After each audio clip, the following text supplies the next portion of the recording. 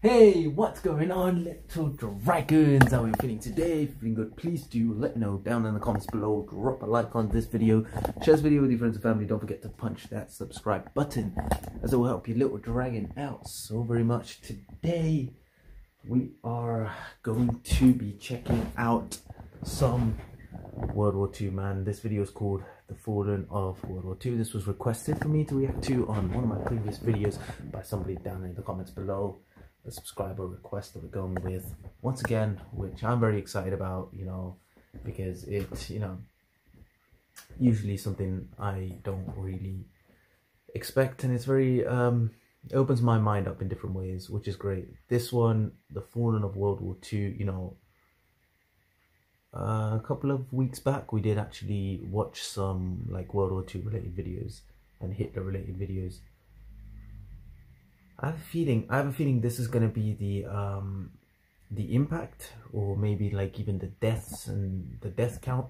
See, that's one of the things, you know, I've not have any like sentimental connections to anything else in life. I don't have any like spiritual beliefs or religious sides or cultural beliefs. These sort of things don't really they're not the things that actually affect me that much in my life. My life does not follow anything. So, but there's one thing, just one and only thing that I'm very emotional about, which is death. That's the one thing in my life that I get very, you know, it hurts in many different ways, and it's a very sensitive topic for me. So I do want to be very, you know,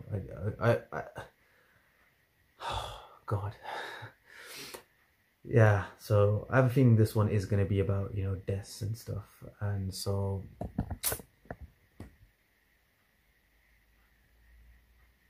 very sad right off rips. It's very sad, and I would be lying if I said that all these deaths and all this pain has vanished from this world. That would be a complete lie. Yes, it still exists, it's still going on. So, well, I don't know what to say, man. Hopefully it changes. Hopefully people share love. Hopefully people stop violence, stop the hatred towards other people, and stop being, you know, overpowering and all these things. Hopefully it stops. Hopefully peace and quiet exist in the world. Hey, that's all we can hope for right now. But yes, we're still very much interested to look at the statistics and look at the maths, because obviously knowledge is always great. The more you know, the more you understand, it's always going to be great, you know. So yes, without further ado, we are going to hop right into this, my little dragon. Okay, let's jump right into this, man. Let's go. Boom. The average lifespan of an American is 80 years. And an 80-year-old today was 10 when World War II ended, 4 when it ended. A soldier who saw battle would have to be in his late 80s at least today. Generals, political leaders, the decision makers of the war, you are still with us. And over the past few decades, we've seen authors, people that survived, rush to capture stories from survivors before this connection of memory is lost. You know, I don't have any grandparents. All my grandparents have passed away. So, this project is not about individual really, and it's not about survivors. We're going to have any like fun stories from history or anything from grandparents. Short by the war, and see how these numbers stack up to other wars in history, including trends in recent conflicts.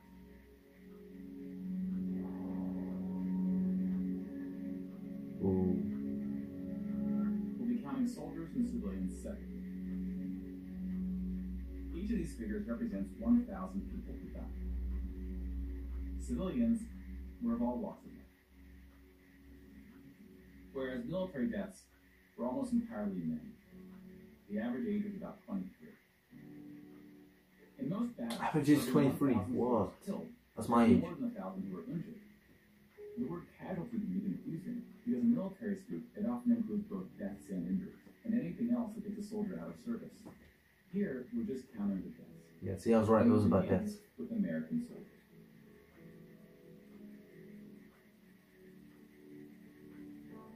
Wow. Thousands. Over 400,000 died. Most of the deaths occurred in the European theater, fighting the Nazis. About a quarter were in the Pacific, fighting the Japanese. When you put them on the timeline, you see that casualties were the heaviest at the end of the war. The war began on September 1st, 1939. But the U.S. wasn't going to join the fight until Pearl Harbor, 2 years ago. The deaths increased drastically on D-Day when the Allies invaded Normandy. One of the most tragic moments of the war was on D-Day at Omaha, where 2,500 Americans fell.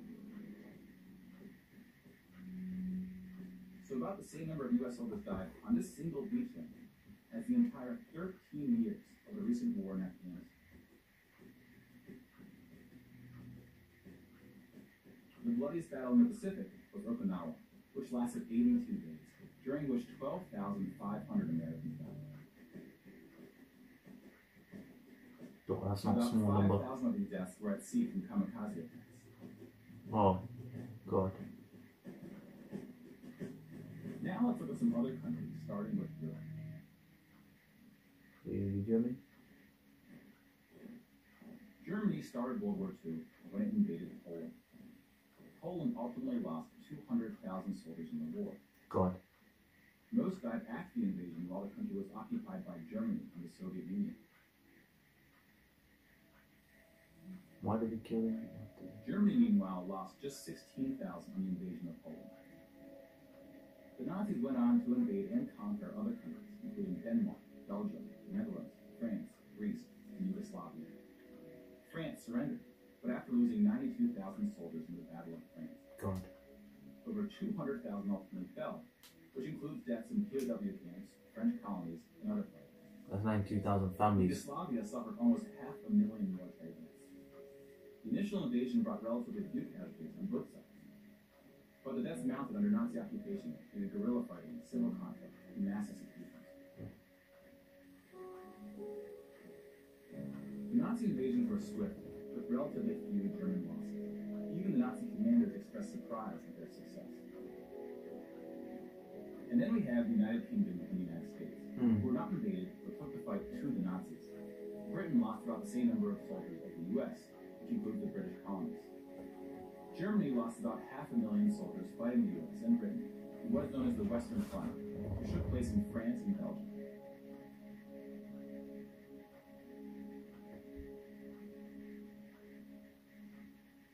But most Nazi soldiers died in the Eastern Front, Germany's unsuccessful invasion of the Soviet Union. The numbers are staggering. Wow. The most famous battle of the Eastern Front, and perhaps the turning point of the European war, was Stalingrad. The German Sixth Army successfully took Stalingrad, but then got surrounded by the Soviets and cut off from food and ammunition. 500,000 Nazis would ultimately die in Stalingrad. Another 100,000 were taken prisoner, of which 6,000 would ever return. POWs had a low survival rate throughout World War II, and it was particularly great in the East. When you include these POWs, roughly the same number of Germans died in Stalingrad as all the Western Front fighting against France, the UK, and the US. And though Stalingrad was a victory for the Soviets, they suffered almost twice as many losses as Germany.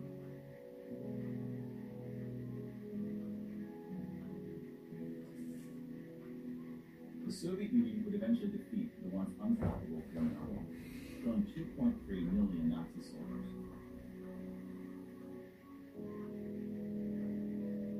But winning the war came at a cost. Wow. Look at that. They just keep. Oh my God. This is how many deaths.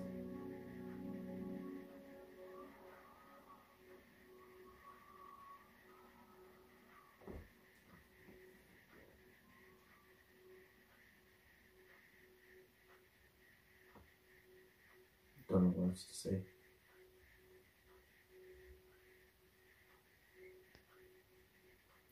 If you guys are spiritual, please do your prayers for those people in the family. 8.7 million is the official tally by the Russian military. No. A disputed number. Some studies have calculated as many as 14 million. To complete a count of European military deaths, you need to add German deaths from other fronts, including the North and Africa, as well as deaths from other Axis powers allied with the Nazis, Hungary, Romania, and Italy. When you put these European military deaths on the timeline, it looks like this. You can now interact with the chart to learn more. Pause the narration if you would like more time.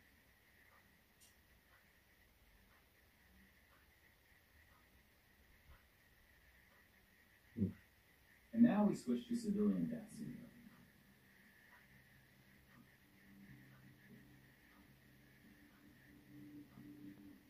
Civilian death. Oh. 6 million Jewish people were killed in the Holocaust. This is just innocent people. If you separate this by country, you see that about half, 2.7 million, were Polish. 700,000 were Soviets, followed by Hungary and 17 other countries.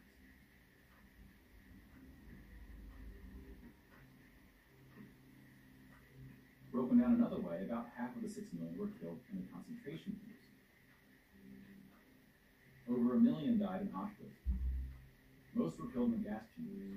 Others died from starvation, exhaustion, disease, and other forms of execution. The second most deadly camp was Treblinka, which was exclusively an extermination camp, set up to look like a train station. Mobile killing groups killed 1.4 million Jews.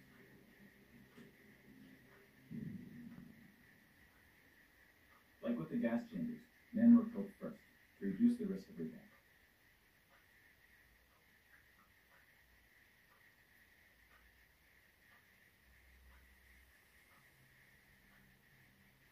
They're with their children, man.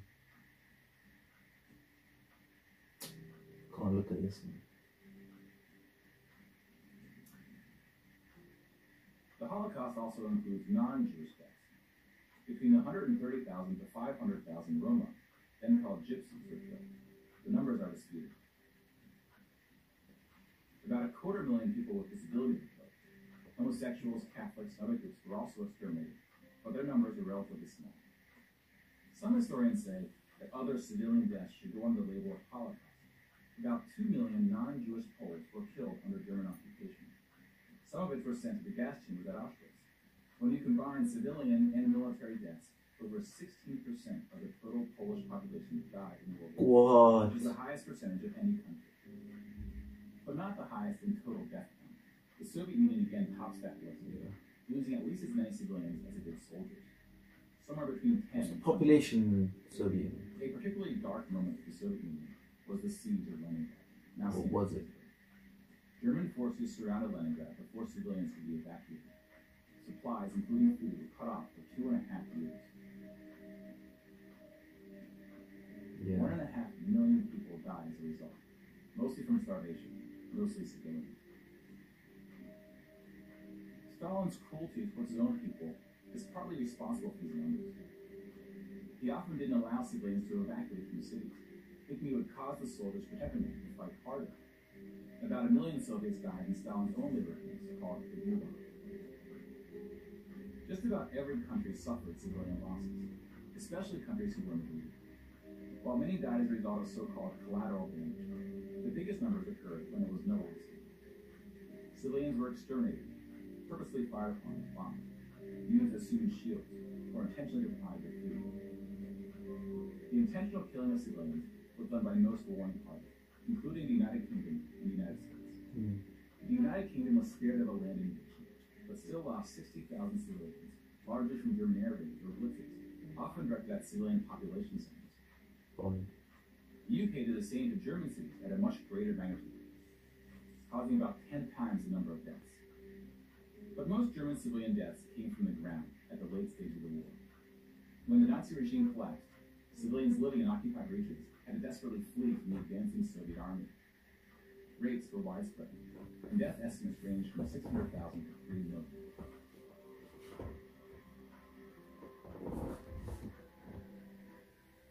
Let's step back and see where we are with the totals. We just counted about 20 million civilian deaths in Europe. If you add this to the European military deaths we already covered, it brings us to over 40 million. Then we have the Asian field. Here we see the vast majority of military deaths in Asia came from China and Japan.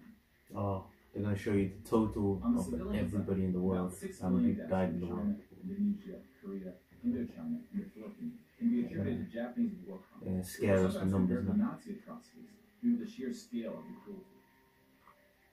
China had the second highest death count after the Soviet Union. Yeah.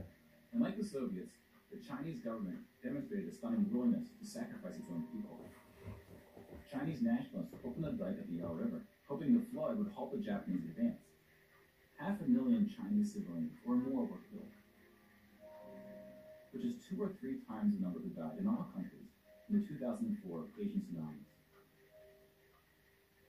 But the invasion of China only cost Japan 200,000 soldiers. Most were killed fighting the U.S. and allies in the Pacific War. A significant portion of Japanese civilian deaths were caused by American firebombing and the 2 nuclear tests. Contrary to official U.S. statements, these airstrikes were directed at civilian populations, not military targets. When you add all the deaths outside of Europe, it brings us to a grand total of 70 million for the war, give or take depending on who's counting and what civilian deaths get included. More people died in World War II than in any other war in history. For comparison, here are 20 or so of the very worst wars and atrocities we have on record. Some of these are more of atrocities than wars, but we've seen how that distinction can get blurred. Some of these span across centuries. World War II had the highest body count, and it all happened in just 6 years. The world's population has grown significantly since the earliest atrocities on this list. If you want to compare them in terms of what percentage of the world died, we can adjust the chart to look like this. This rough approximation tells us there may have been more devastating wars before World War II, proportionally speaking.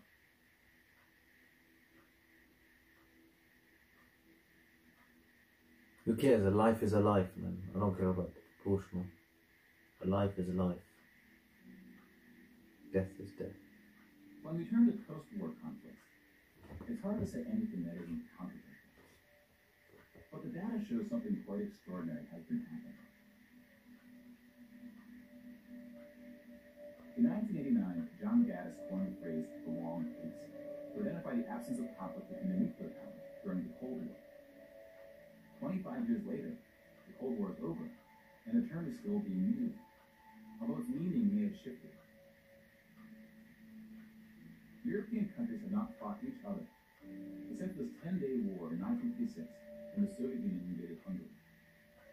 When we look at European wars before World War II, And now, obviously, they tend to be more frequent as we go back, Russia, Ukraine. smaller in scale. And the largest 44 economies of the world have not battled each other since World War II. Rich countries have fought poor countries, like the U.S. versus Iraq. But rich countries have not fought other rich countries. Such a period of peace between the so-called great powers hasn't been seen since the Roman Empire. To many, peace is too strong of a word. Wars have occurred since World War II, and they can be grouped into these 4 categories. We don't see colonial wars anymore. We've already noted that interstate wars between rich countries have not occurred at all. And Civil wars involving smaller economies have occurred at all. That leaves civil wars of 2 types, with and without foreign intervention. Yeah. And this is what these battle deaths look like alongside of World War II. More people died fighting in World War II than in all the wars since. And again, we can't forget about world population, which has almost tripled since World War II. If we scale these numbers to show deaths in proportion to world population, showing the likelihood that a person on Earth dies in battle, the downward trend becomes even more pronounced. Now, this isn't to infer anything about why this trend is occurring. That's a discussion for another day. You can now interact with this chart to explore what conflicts are behind its figures. Now, bear in mind we're just looking at battle deaths here, not civilian deaths, but those 2 are in decline. Peace is a difficult thing to measure. It's a bit like counting the people who didn't die in wars that never happened. We give such importance to the word peace, but we don't tend to notice it when it occurs, or report on it. reminding ourselves of how terrible war once was, the seed of peace that has been growing around us. Of course, this trend may not continue, and it's not clear how looking at these charts can help us make the right decisions to ensure that it does. But the longer the long peace grows, the more significant it becomes. So if watching the news doesn't make us feel hopeful about where things are heading, watching the numbers might.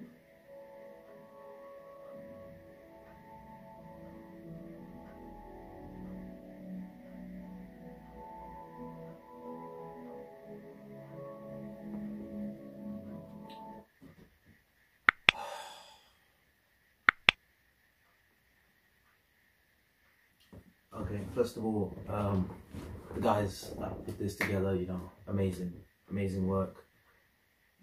It's very, yeah, this is a very, I told you as before as a start, man, I knew it was something to do with this. I had that feeling. It's very, it is very sensitive.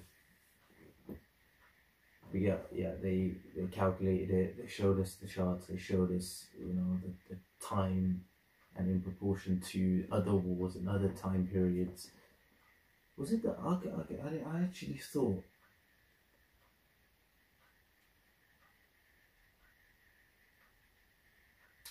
there was a war before, you know, with the empires and all that. I thought that was like that they killed the most amount of people and civilians and stuff, because that's what I thought. If it is World War II, then oh, that's crazy. I didn't think World War II killed the most in history, you know. Wow. Was it Genghis Khan that killed the most number of people in history? I don't know the exact numbers, but I think it was Genghis Khan. Something, that's the story I heard. Maybe, I don't know if you guys have a suggestion on that story, then let me know. We'll have a look at that. But I did think that time period they killed more people than World War II. Not 100% sure. But yes, to say the least, this is mad. This is not. This is the world we live in. What can I say? This is the world we live in. I don't think any other animal has killed its own species this much, man. We're the only people, we're the only species on this planet Earth that has killed its own kind. Beyond, you know, beyond any level with any other species, you know. Wow. Wow. We rule, we command, we take over, we destroy, we overpower our own kind. Yes, we do it to other kinds. Yes, we trap them in zoos, you know, we take over their, you know, their parts on the planet, but we do it to other humans as well. So, what can I say?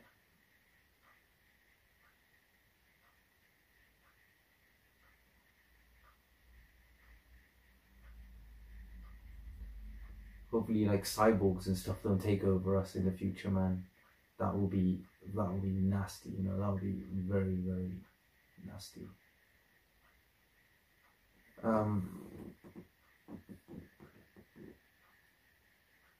Yo, what can I say? I don't know what to say about this, man. Millions of people, 71 million.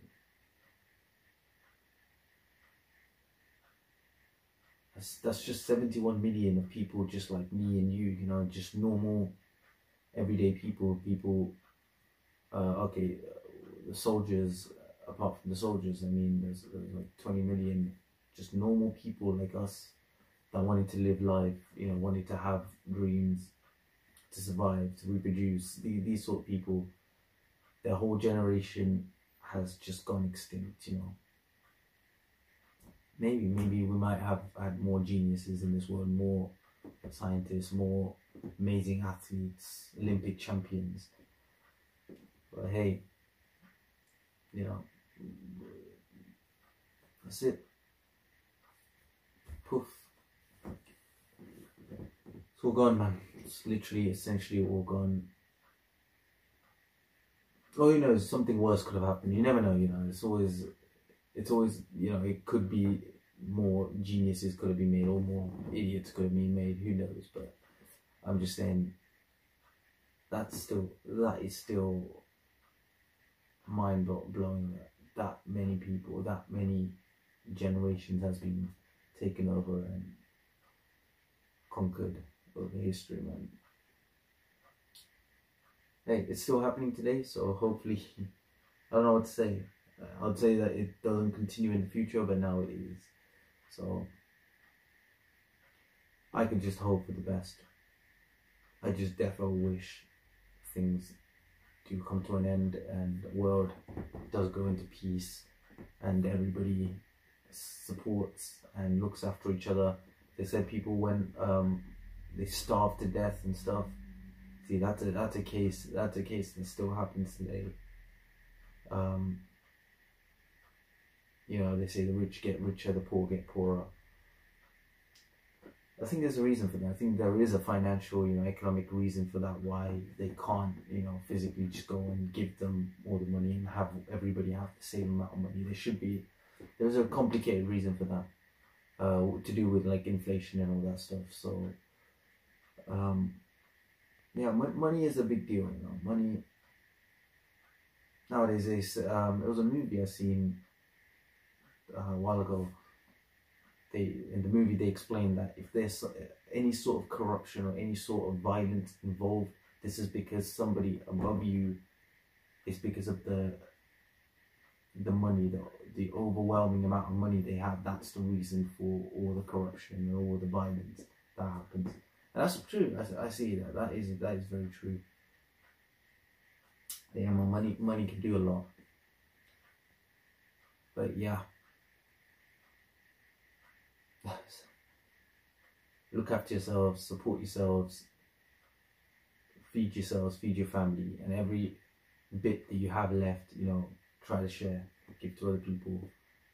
Let's try to be loving. Let's try to unite together, love together, you know, bond together.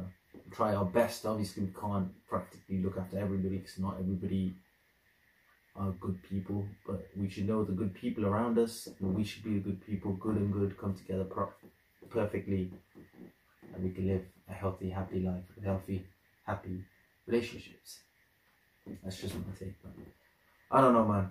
This video was, I can just say it's amazing in the sense they were able to put together and get all this maps and all this. Get the stats up and show us, like, this is the comparison, this is how many people from different parts and different time periods. But yeah, it is very sad, you know. Death is very sensitive, so yeah, rest in peace. That's all I can say to all the innocent people and family. So yes, guys, what do you think, man? Let me know what you guys' thoughts are about this video down in the comments, man.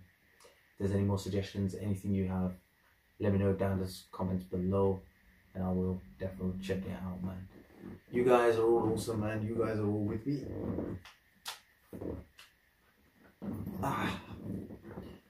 Just make sure you are safe, make sure you eat well, make sure you look after your family, man. Stay safe, man. Stay awesome. Stay home. Stay with your families. Share love. Spread love, man. Keep it cool.